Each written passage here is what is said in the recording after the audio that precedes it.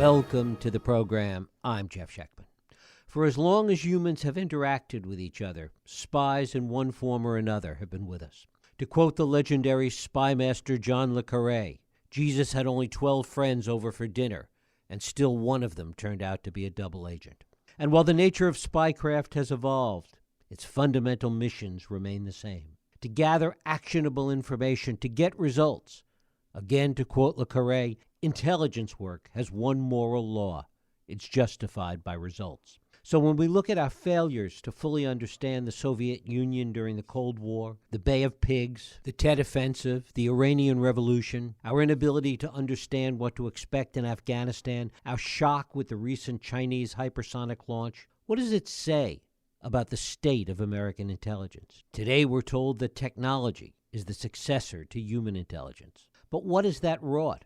And doesn't it still take humans and their infinite capacity for suspicion to understand and interpret that data? As T.S. Eliot asked, where is the knowledge we have lost in information? That's our focus today with my guest, Douglas London.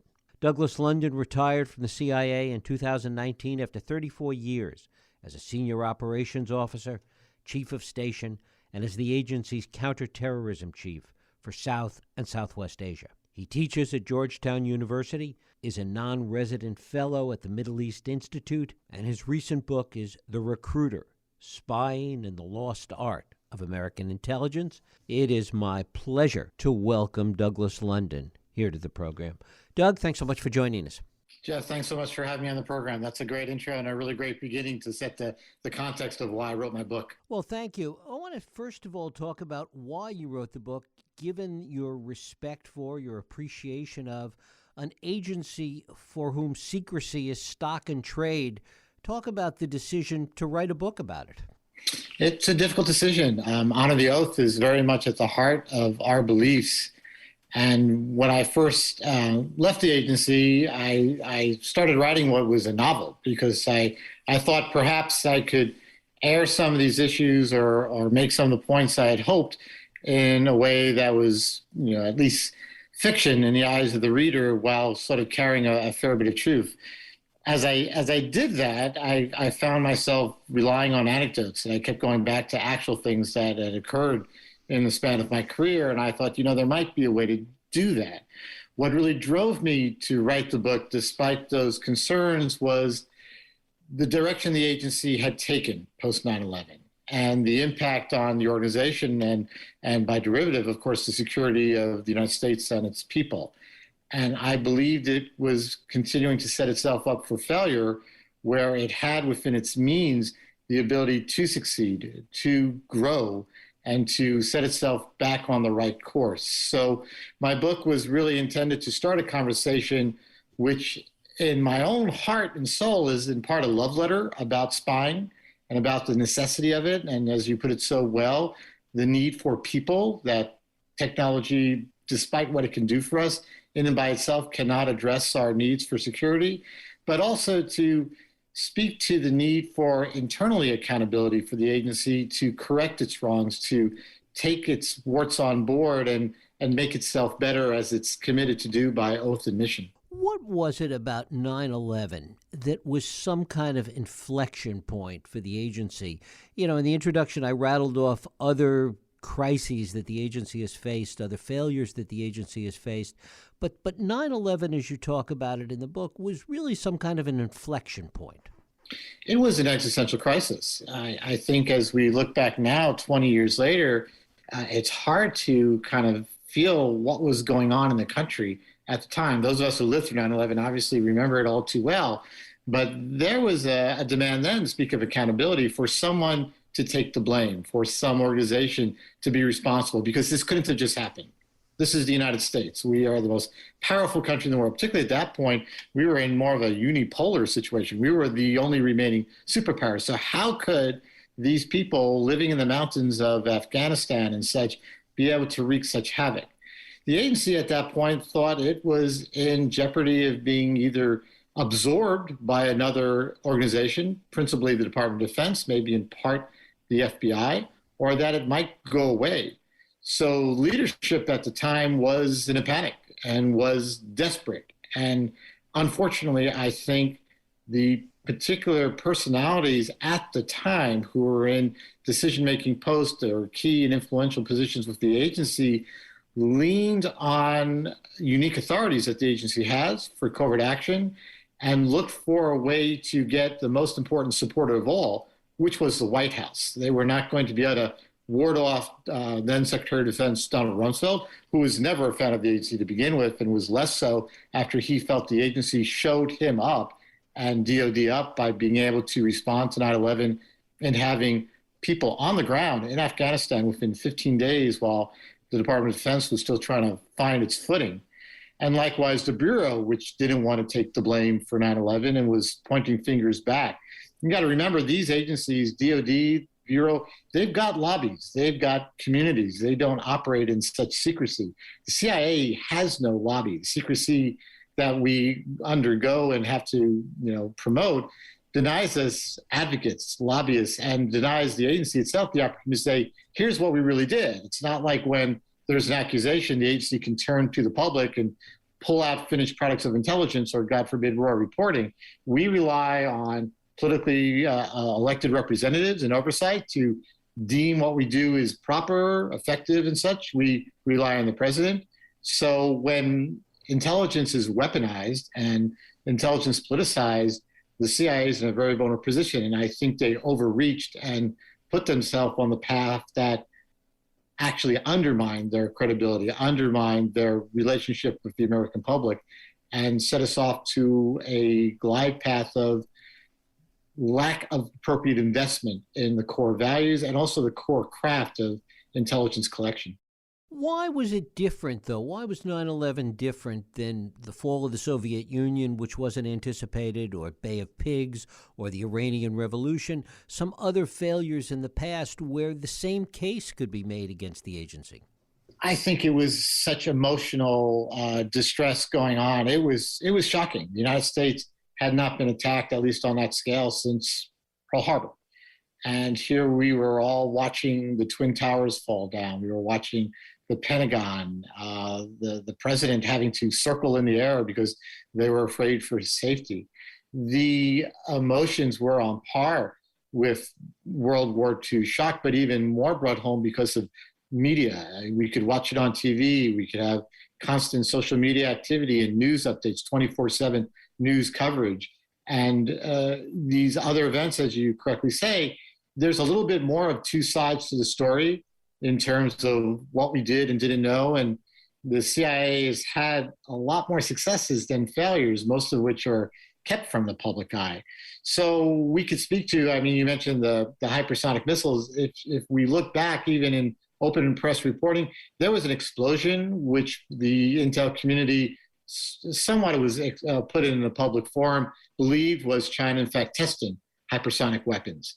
So it may be a shock to us in the public, but I seriously doubt it was as much of a shock. I think the ramifications of how terrorism touched everyone personally, and it did, it affected everybody's life. Go get on an airplane, go into a sporting event, go to a concert, and the security procedures was just massive. And people wanted somebody's head. People wanted somebody to be responsible. And I think at the time, the easiest point was the CIA, which ironically, its failures, and it was a failure, was not in collaboration and sharing what it had in terms of its tracking of at least a couple of those who would be on those flights.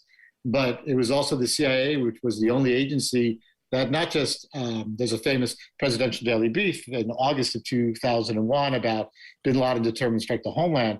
In point of fact, the CIA for many, many months had been providing finished intelligence to the president, to decision makers, that a massive attack was coming. It was inevitable. And the intended target was the United States.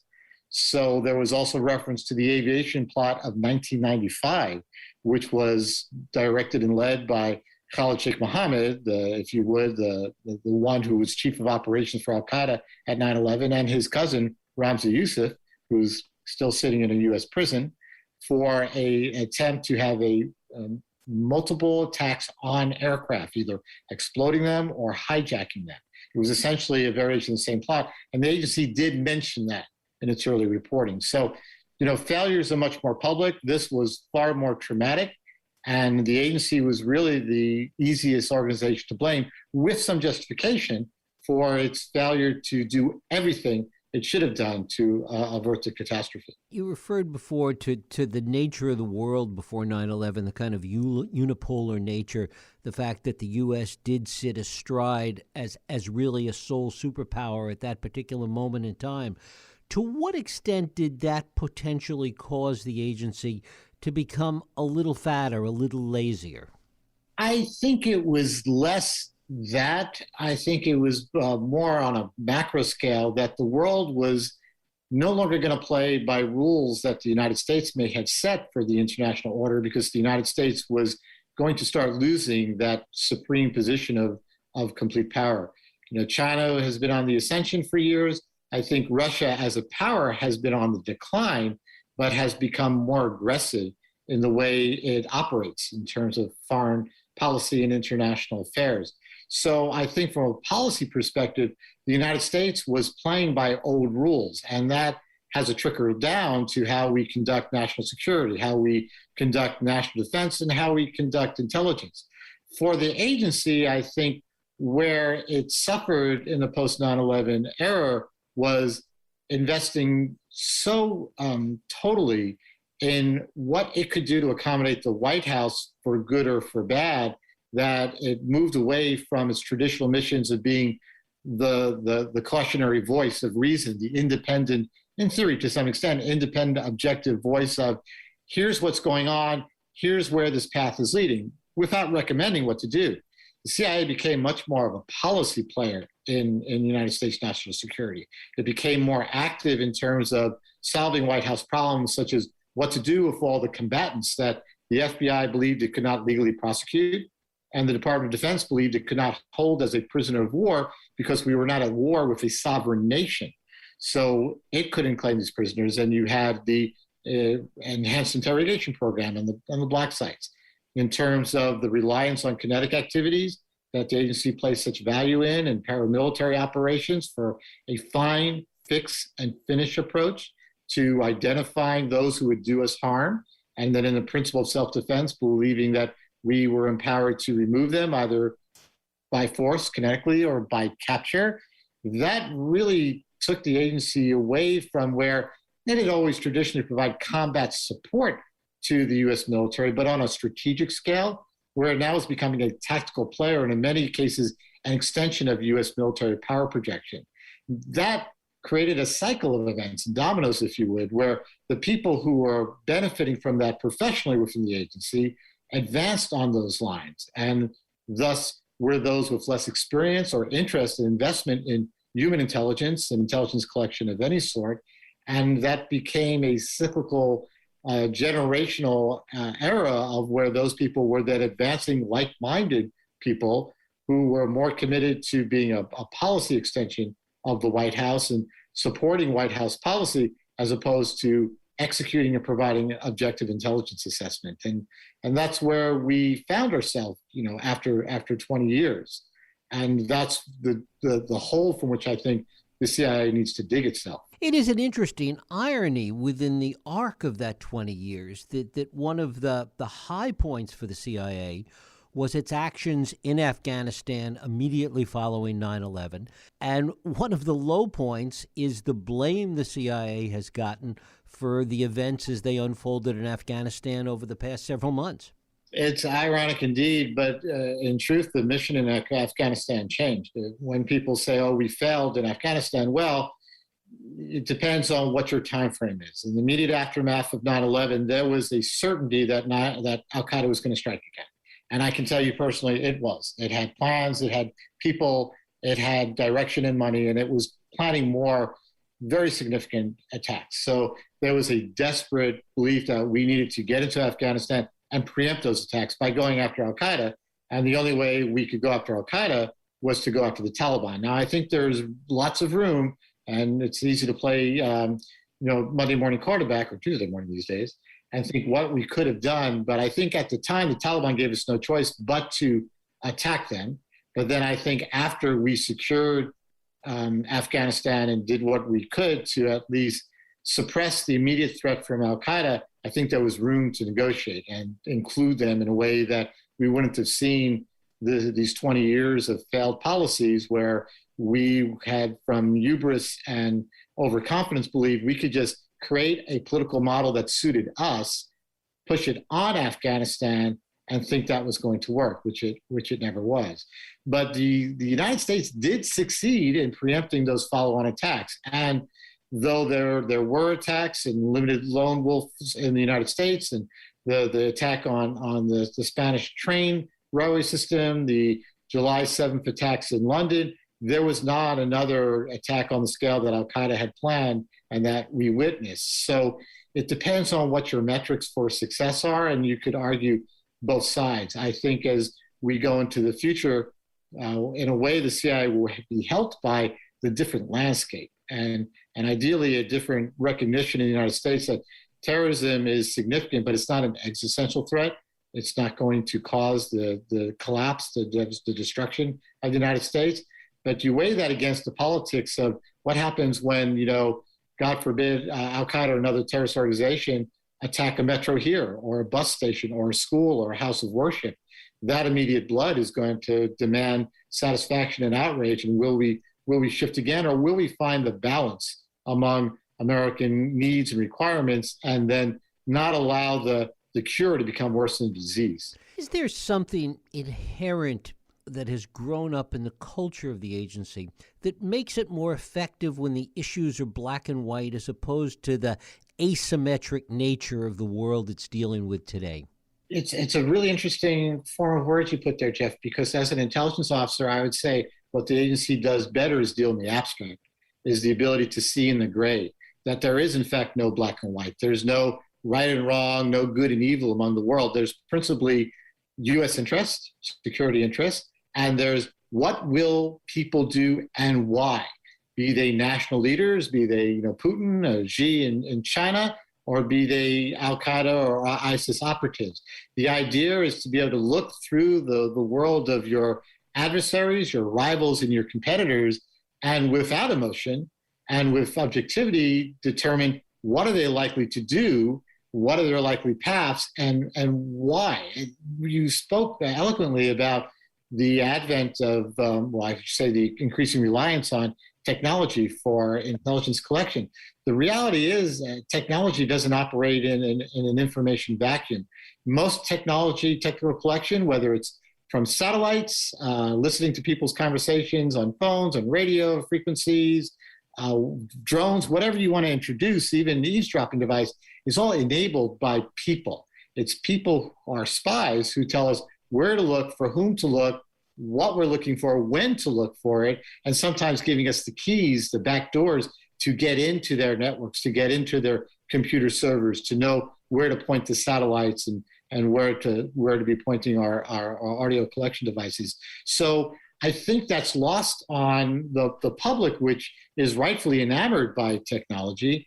And then it's a sort of a narcotic for those within the intelligence community who see these amazingly effective gadgets. And, talking again to the war on terror in Afghanistan and Pakistan, Syria, Libya, Yemen, we got really good with the technology as far as kinetic operations. The ability to find, fix, and finish a target was remarkable.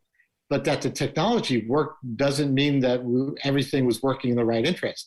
By our reliance on the technology, by the reliance on a war of attrition, a war of, if you would, whack-a-mole, we were actually creating stronger threats that we would have to face, be it a decentralized terrorist threats, be it a distraction from the ascendancy of ISIS in Syria and Iraq, by distraction from advances in intelligence tradecraft, which we were not making, but our adversaries were, such that we were subject to Russian meddling, China technology thefts, Iran's development of rather potent kinetic programs as well as intelligence programs, because we were so focused on, well, look, we're having success. Look at our metrics. Look at how many terrorists we killed. But that's not really what addresses your security interests. Mm-hmm.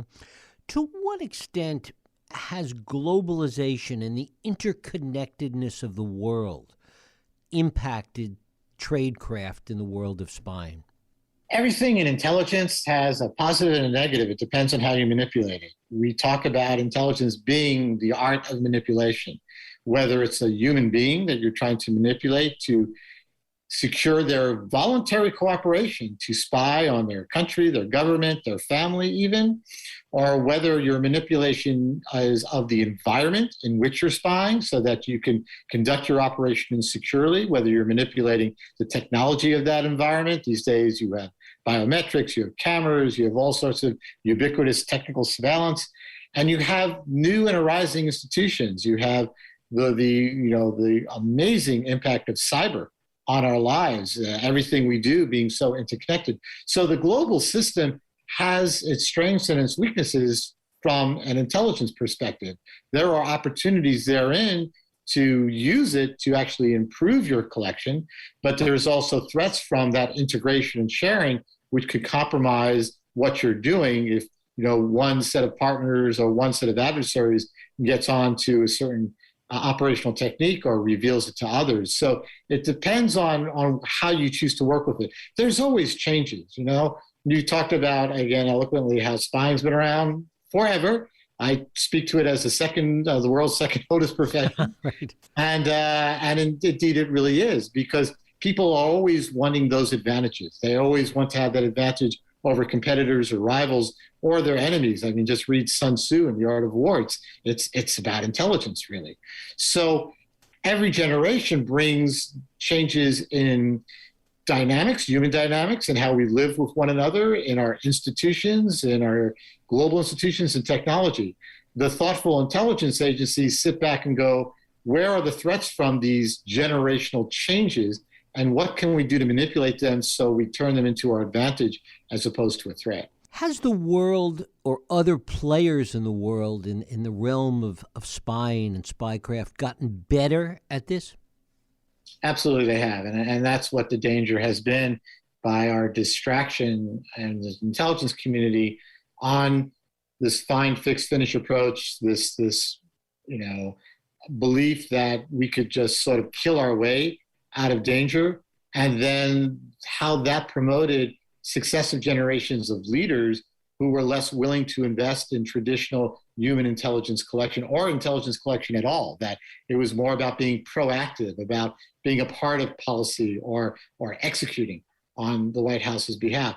In the meantime, our rivals, our competitors, even our partners and our friends have all leveraged changes in the world, be the political changes in the world or the technology, and how they could rely on measures short of war to compete with what's still the most powerful country in the world, the United States is, but in a way that levels the playing field.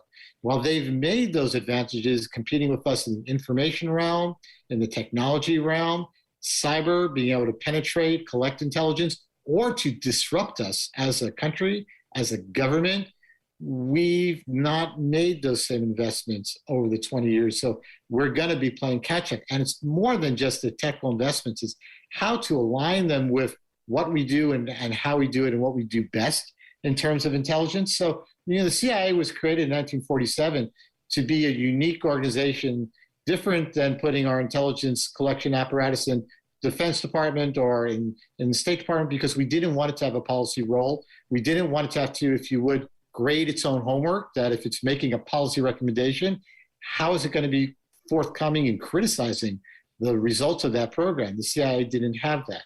So as we retain that balance of foreign intelligence collection, analysis, and covert action, which were the three principal core missions of the CIA, the balance was always covert action, which is conducting a deniable act. That is, that the United States could say, we had nothing to do with it, has to be of such import and measure, and that the CIA is the only agency who could do it, but it shouldn't become the preponderance of how CIA is used, because at this point, how deniable is a lot of the covert actions that the CIA conducted? People talk about drone strikes all the time. People talk about renditions and all these other factors. So they were technically deniable. Now we said, we didn't do that. Or we said, well, it wasn't us. But, the idea when you conduct a clandestine or a secret or deniable activity, is that your target doesn't know it ever happened.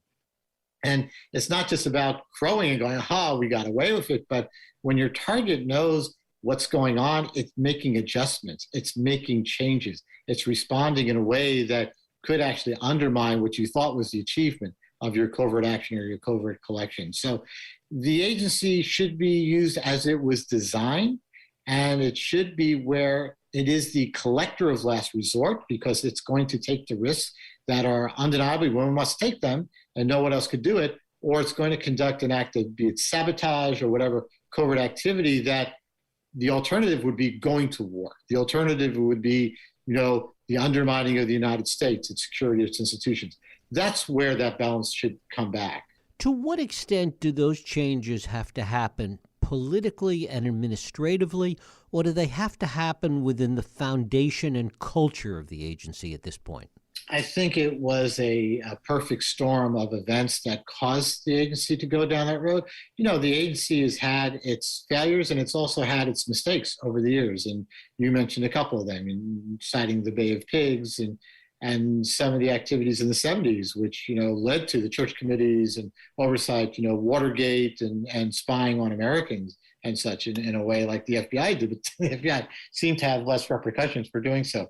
So there's always going to be that danger, but there always seem to be some components within the agency, within the intel community, within the political structure, which was able to right the ship and we could make course corrections.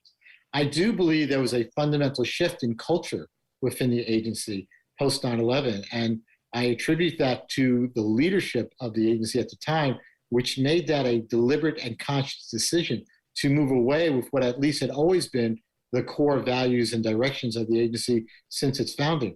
And I had an interesting conversation with a senior retired officer who I worked for as a junior officer, and he grew up in the agency in the 70s, if you would, and he grew up with those committees. And I said, when we look at the impact of Vietnam and the agency's role in that war, because it had a very decided paramilitary function in that war, which has been written about, I said, did it change the overall culture? And he, as I found from others, it really didn't, because it was sort of segregated. We conducted a paramilitary activity in Vietnam, or we had paramilitary activities in Latin America over the year, but we had not rotated our whole leadership and body of workforce to suggest that the only way you're going to advance in the CIA is to sign up for these programs. The only way you're going to profit and be recognized is to be part of covert action, to be part of paramilitary, to be part of kinetic operations. So then the people that were being groomed and ascending with the organization were all of those like minds. That changed the culture. I mean, the CIA has become, in my last 17, 18 years, a very rigid, militaristic, hierarchical organization. That wasn't the case for the first 17, 18 years of my career. We were a spy service. You didn't say sir or chief or stand smartly, and your opinions, even if they were different, were welcomed. The atmosphere at the agency post 9/11, where sort of this new generation, this new culture, was you didn't question authority. You self-censored because you knew at your own risk, if you were going to question something, if you're going to offer an alternative point of view, you could be squashed, literally. So I think that really made for a terrible cultural shift in the agency, which as a spy service was all about, let's always make things better within ourselves.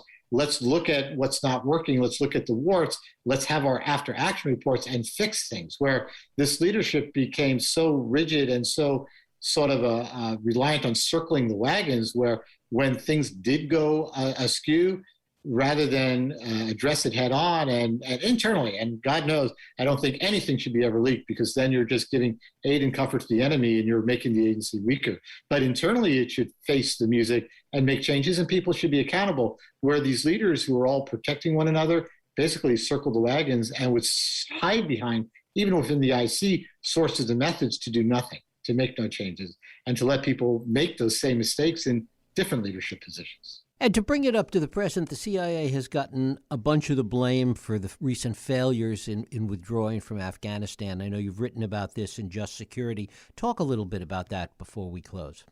Well, again, it's always really convenient for political leaders or those in the public eye, like General Milley has been, to say, oh, well, they didn't tell us it was going to be 11 days. Well, yeah, that's not how intelligence works. But if you look at the record, the classified record, and much of it has now been unclassified, the CIA had always had a different picture of Afghanistan, the U.S. military. The U.S. military had always put a much rosier glow. I think that's because they felt they owned it, where CIA was always alarming that things are going bad, they're going worse. And certainly in that final year, after the president had announced and made the decision in March that we were leaving, that's when the pieces started to fall apart. And the agency had always been very active in saying these conditions and circumstances, because you can't crystal ball, you can suggest here's what the conditions could be or what our policies can be, here what we assess to be the projected outline based on our intelligence, actually suggested that a scenario of days to weeks for the entire country to collapse, the military to stop fighting, was likely under the conditions that we saw. So I always think it's hard when you're an intelligence service or a secret organization in an open society to defend yourself. That's largely why part of the Director of National Intelligence's role is to provide the American public a fair accounting of transparency, as does oversight. But the DNI and congressmen are also political creatures elected who want to, continue to be elected and appointed. So they're going to tag along in a very difficult way. I think Senator Dan Coats and General Clapper did an excellent job serving Republicans and Democrats alike when they were DNIs, to be fair and to protect the intelligence community. They saw that as their role, to insulate them and to be at least a link to the public, to reassure them. Where, you had Radcliffe under Trump, you had Grinnell under Trump, who totally saw themselves as political operatives. Avril Haines, time will tell in what she does, but I'd like to think by some of the publicly released documents, she has been trying to let the intelligence community do its job, to reassure the American public, and to promise commitment to correction when things do go wrong. Douglas Lendon, his book is The Recruiter: Spying in the Lost Art of American Intelligence. Doug, I thank you so much for spending time with us. Thanks, Jeff. It's really been a pleasure. I've enjoyed it. Thank you.